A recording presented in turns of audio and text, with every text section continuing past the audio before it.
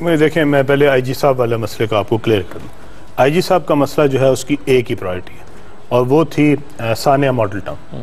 ہم نے آئی جی صاحب سے کہا تھا کہ ہم نے یہ کمٹ کیا تھا لوگوں کے ساتھ، ہم نے اپنی عوام کے ساتھ کمٹ کیا تھا۔ جب خان صاحب کنٹینر پہ کھڑے ہوئے تھے انہوں نے کمٹ کیا تھا کہ جن لوگوں نے بھی اس اندوہناک واقعے کے اندر وہ ملوث تھے ہم ان ساروں کو ہٹائیں گے، اور اس میں کوئی برائی نہیں ہے کہ اگر جتنی دیر ان کے خلاف تحقیقات ہو رہی تھی ہم نے ان کے خلاف کوئی پرچے درج کرنے کو نہیں کہا تھا، ہم نے یہ کہا تھا کہ ان کو اپنے عہدوں سے ابھی فی الحال آپ او ایس ٹی بنا دیں اور وہ اپنا جتنا بھی وہ کیس ہے جو ان کے خلاف ہے وہ اس میں جائیں، اپنے آپ کو بے گناہ ثابت کریں۔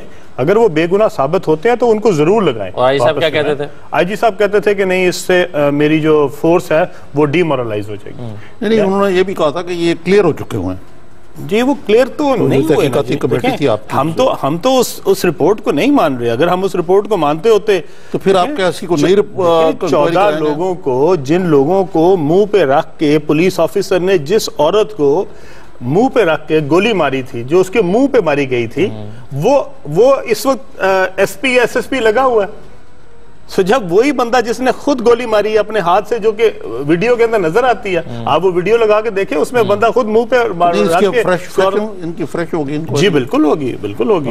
نئے آئی جی صاحب اس کمٹمنٹ پر لگیں کہ ان کو آتا ہی وہ ایس ٹی او نہیں، یہ کوئی کمٹمنٹ نہیں ہے، وہ دیکھیں گے رول آف لا ہے ہمارا جو قانون ہے۔ ہم نے جو لوگوں سے وعدے کیے ہیں، ہم کیسے کہتے ہیں جو 14 لوگوں کو جو شہید کیا گیا ہے اور جس پہ ہم نے لوگوں سے، عوام سے وعدہ کیا تھا کہ ہم اس کی انکوائری کرائیں گے، جو اس کا ذمہ دار ہوگا اس کو کیفر کردار تک پہنچائیں گے۔ اگر ہم ان پولیس آفیسرز کو جو اس میں ڈائریکٹلی انوالو تھے، اگر ہم ان کو او ایس ٹی بھی نہیں بنا سکتے تو یہ کیسی حکومت ہوگی جی؟ اور کیا اس حکومت کی کریڈیبلٹی ہو گیا؟ یہ آئی جی والا تو مسئلہ ہے، یہ باقی بیوروکریٹ فواد چودھری صاحب کا بیان، یہ جو ایک بالکل ہی الٹ ہو گیا معاملہ جو آپ نے کہا تھا۔ نہیں، فواد چودھری صاحب کا بیان کیا ہے جس میں انہوں نے کہا تھا کہ اگر M P As M N As کی کالز نہیں لیں گے آپ تو آپ گھر جائیں؟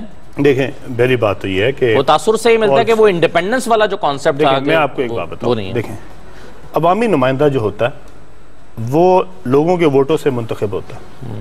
سو جب وہ ووٹوں سے منتخب ہوتا ہے تو اس کی ایک عزت ہونی چاہیے۔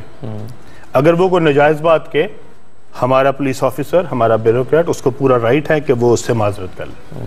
لیکن اگر وہ کسی جائز بات کے لیے بھی فون کرے اور پولیس آفیسر آگے سے کہہ دے کہ جناب آپ ہم پہ اثر انداز نہ ہو، تو جناب وہ جو اس کو 5 لاکھ بندے نے ووٹ ڈالا ہے وہ اثر انداز ہونے کے لیے ڈالا ہے۔ اگر وہ کام سارے ہو رہے ہوتے تو اس بیچارے کو، اگر تو وہ کہے کہ جناب میری جو خالہ کی بیٹی ہے اس کا کام کر دیں، ٹھیک ہے، میرا جو رشتہ دار ہے اس کا کام کر دیں، تو ایک سیپریٹ بات ہے۔ جب اس کے حلقے کے لوگ آتے ہیں، اپلیکیشنیں دیتے ہیں، ان کے ساتھ پولیس زیادتی کر رہی ہے یا اس کے ساتھ پٹواری زیادتی کر رہا ہے یا اس کے ساتھ ہسپتال میں زیادتی ہو رہی ہے، تو وہ اس بتائیں وہ کس کو فون کرے۔